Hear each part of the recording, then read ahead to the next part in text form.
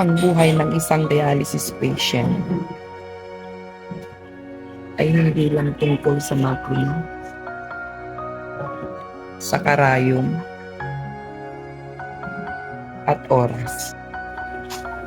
Ito ay buhay na araw-araw mong pinaglalaban kahit pagod ka na, kahit gusto mo nang sumuko. Gigising ka pa rin sa umaga na mabigat ang katawan.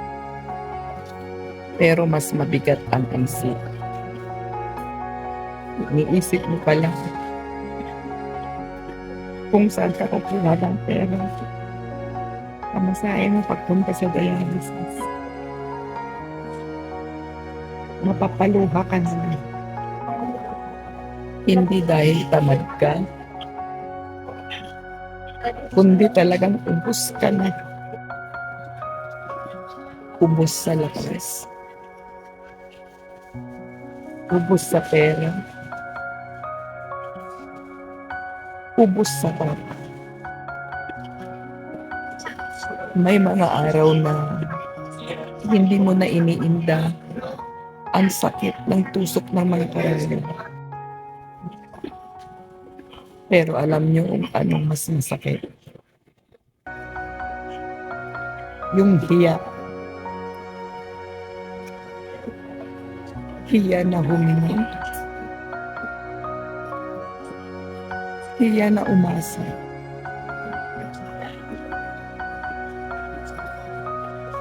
Hiya na maging pabigat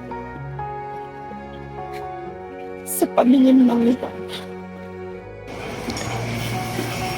Kahit hindi naman sila nagsasabi. May mga gabi na umiiyak kang tahimik. Nagdarasal kay Lord ng paulit-ulit. Lord, pagod na ako. Pero ayaw ko pong sumuko. Tulungan niyo po ako. Hindi alam ng marami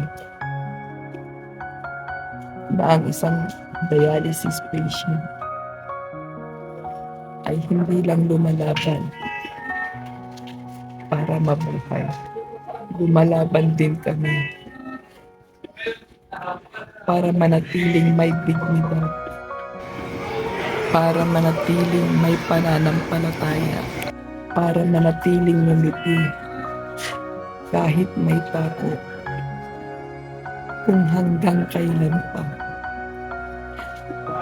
Pero sa gitna ng lahat ng ito,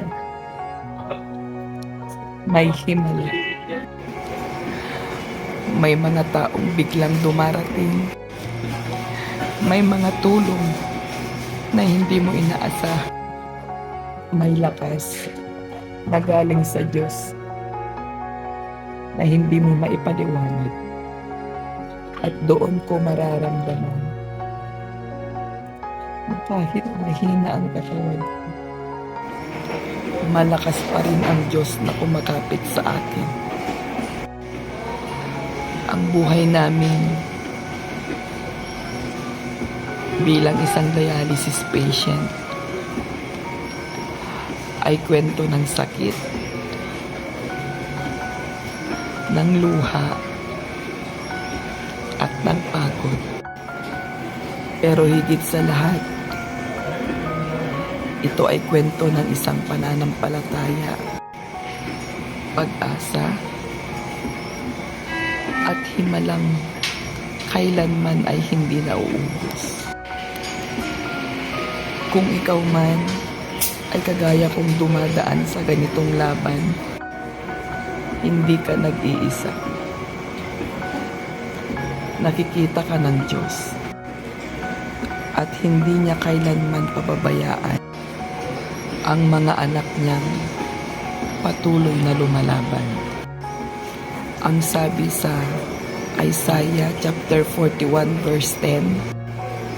Huwag kang matakot sapagkat ako'y sumasa iyo. Huwag kang manlupaypay sapagkat ako ang iyong Diyos. Ikaw ay aking palalakasin at tutulungan. Ikaw ay aking aalalayan ng aking kanang kamay ng katwiran. Ang talatang ito ay paalala na kahit mahina ang katawan at mabigat ang mga pinagdadaanan, hindi ka nag-iisa. Ang Diyos mismo ang nangangakong sasama sa iyo, magpapalakas sa iyo at aakay sa bawat hakbang. Sa tuwing natatakot ka, napapagod, o nangihina, hawak ka pa rin ng kanyang kamay. Matatag, tapat, at kailanman hindi bibitaw.